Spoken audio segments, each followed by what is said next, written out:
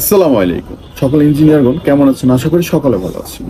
সুতরাং আজকের ভিডিওর মেন টপিকস হচ্ছে ফুটিং সম্পর্কে কিছু আপনাদেরকে কথা বলবো। ফাইনালি ফুটিংটা আমাদের মাটির গ্রাউন্ড লেভেলের সারফেসের সাথে সংযুক্ত থাকার কারণে এখানে আমরা সাধারণত ক্লিয়ার কভার 3 ইঞ্চি রাখি। সাধারণ অর্থে যদি আমি কখনো ক্লিয়ার কভার চিন্তা করি as a like that grade বিমের নিচে, তাহলে সেক্ষেত্রে আমাকে সবসময় মাথায় রাখতে হবে অবশ্যই ক্লিয়ার কভার 3 ইঞ্চি। এখন ফ্রিকাস্ট এবং কাস্ট ইন সিটু ফাইলের ক্ষেত্রেও সেম কাজটাই আমরা করে থাকি। গ্রেড বিমে 2 ইঞ্চি আর আপার সাইডে এসে আমাদের ক্লিয়ার কভার পরিবর্তন হয় কলামের ক্ষেত্রে। বিভিন্ন জায়গায় ভিত্তিক অনুযায়ী আমরা ক্লিয়ার কভার চেঞ্জ করে থাকি, যেগুলো পর্যায়ক্রমে আমি আপনাদের সামনে এক এক করে পরবর্তীতে তুলে আনবো। ফার্স্ট অফ অল, আমি আজকে আপনাদের সামনে গ্রেড বিম অথবা কলাম সম্পর্কে কোনো আলাপ আলোচনা করব না। আজকের ভিডিওর বিষয় হলো ফুটিং সম্পর্কে আপনাদেরকে কিছু কথা বলবো আমি। ফাইনালি ফুটিং সাধারণত আমাদের হয়ে থাকে 4 প্রকার: আইসোলিড, কম্বাইন্ড, ম্যাট, স্টেপ ফুটিং। প্রথমত আমরা মাটি কাটবো, সুতরাং আমাদের প্রত্যেকটা জায়গাতে লেভেল মেজারমেন্ট করে দেওয়া থাকবে।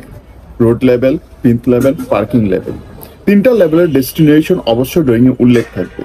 কাট অফ লেভেল মাটির কতটুকু নিচে হবে সেই বিষয়টা কিন্তু উল্লেখ করা থাকবে। মাটি কাটার পর লেভেল চেক করব, যদি সেখানে কাদাযুক্ত অথবা পানি থাকে সেক্ষেত্রে বালি দ্বারা ড্রেসিং করে নেব, যাতে করে পরবর্তীতে আমার সিসির ব্যাটটা শক্ত এবং মজবুত ভাবে আমি কাস্টিং করতে পারি। ফাইনালি ড্রেসিং করার পর আমি সেখানে পলি ব্যবহার করব। সাধারণত অনেক জায়গায় পলি ব্যবহার করে, অনেক জায়গায় করে না। পলি ব্যবহার করার পর আমাদের যে সিসি কাস্টিংটা সেটার রেশিও সাধারণত আমাদের সেখানে কোনো পিএসআই নির্ধারণ করা লাগে না।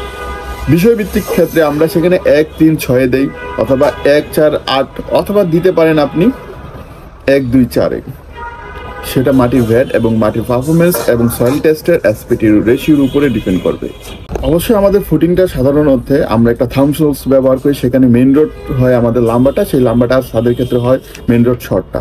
সেই রোলসটা আমরা ফলো করি। তারপরে আমাদের কাট অফ লেভেল দেখে নিতে হবে, দেন 3 ইঞ্চি ক্লিয়ার কভার রেখে আমাদের কাস্টিং প্রিপারেশন নিতে হবে। অবশ্যই পিএসআই প্রত্যেকটা ড্রয়িংয়ের সামারিতে আপনারা খুঁজে পাবেন, সেখান থেকে আপনারা পিএসআইটা নির্ধারণ করে নিতে পারেন। তাছাড়াও কাস্টিং করার ক্ষেত্রে আপনাদের কিছু কাজ ও সতর্কমূলক কাজ হিসেবে আমরা বলে থাকি।